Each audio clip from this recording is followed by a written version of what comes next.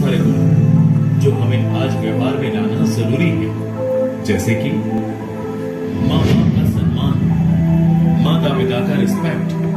आजकल के जमाने में बहुत से माँ बाप अपने बच्चों को बोर्डिंग स्कूल में भेजते हैं, फिर वही बच्चे अपने माँ बाप को, पेरेंट्स को वृद्धाश्रम में भेज देते हैं। क्यों? क्या माँ बाप बच्चों के साथ और बच्चे माँ बाप के साथ तालमेल बिठाने में नाकाम रहते हैं? क्यों माँ बाप और बच्चे कुछ समय बाद एक दूसरे के लिए विलन बन जाते हैं, दुश्मन बन जाते हैं? राजा दशरथ चाहते थे कि श्री राम राजा बने, मगर स्थितियां ऐसी बनी कि राजा बनने की बजाय श्री राम को 14 साल का वनवास मिला। राम की जगह कोई और होता तो अपने पिता को अपना दुश्मन ही मान लेता, मगर श्री राम में इतनी समझदारी थी कि वो पिता की स्थिति को, उनकी मजबूरी को समझ पाए और पिता के वचन का पालन करते हुए खुशी खुशी वनवास के लिए निकल गए। विकट समय में दूसरों के नजरिए को देखना समझना हर किसी के बस की बात नहीं होती। क्या हमें श्री राम जैसी अच्छी संतान बनने की कोशिश नहीं करनी चाहिए? श्री राम में है सबको साथ लेकर चलने का गुण। आजकल हम कॉलेज के बाद या फिर हायर एजुकेशन के बाद दफ्तरों में, कॉर्पोरेट जगत में पहुंचते हैं, जहां तरह तरह के लोगों का सामना करते हैं। कुछ अच्छे लोग होते हैं तो कुछ बिल्कुल राक्षस वृत्ति के, जैसे श्री राम को भी वनवास में मिले थे बड़े बड़े राक्षस। श्री राम एक राजकुमार थे, लेकिन फिर भी वनवास के समय वो एक सामान्य युवक की तरह ही रहते थे। उनके पास कुछ नहीं था। मुश्किलों के बीच उनका सहारा बने वन्य प्राणी, जिनकी राम ने मदद की तो राम ने उनकी मदद ली भी। जटायु, वानर सेना और माता शबरी भी आ गई। हम सब हमारे स्कूल, कॉलेज या घर, हर जगह सहूलियत ढूंढते हैं, जैसे चाहे वैसे रह सकते हैं, मगर बाहर की दुनिया में टिके रहने के लिए हमें किसी की मदद लेनी भी पड़ती है या फिर मदद देनी भी पड़ती है। इसीलिए हमें चपरासी से लेकर बड़े अधिकारी तक हर किसी को सम्मान देना चाहिए।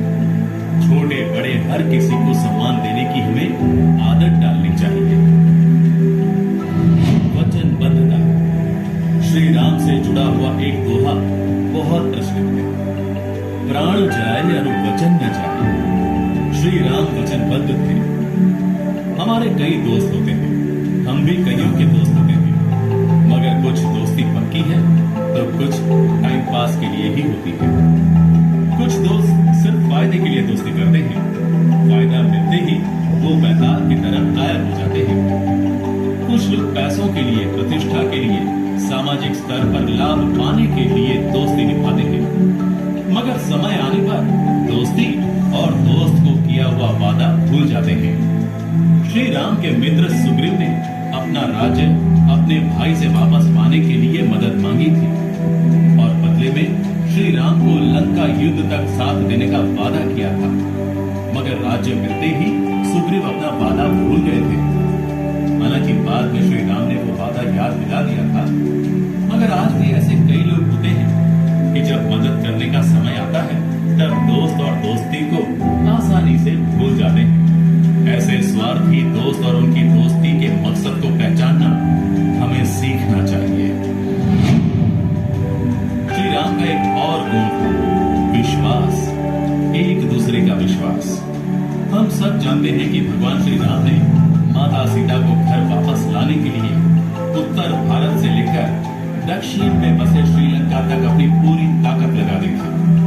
वानर सेना की मदद से राम सेतु भी बनाया, तो माता सीता ने भी रावण द्वारा दिए गए मानसिक त्रास को सहन किया, मगर उन्होंने श्री राम और उनके नाम से विश्वास नहीं गंवाया था और न ही श्री राम ने माता सीता को वापस पाने की आशा खोई थी। उन्हें भी अपने आप पर, अपने साथियों पर विश्वास था। ये विश्वास ही बड़ी चीज है। जीवन साथी यानी कि लाइफ पार्टनर हो या फिर बिजनेस पार्टनर, एक दूसरे पर भरोसा और विश्वास जरूरी है। क्या हम श्री राम और माता सीता जैसा भरोसा हमारे रिश्तों में नहीं ला सकते? श्री राम का एक सबसे बड़ा गुण है निस्वार्थ प्रेम। ये जमाना है डेटिंग का,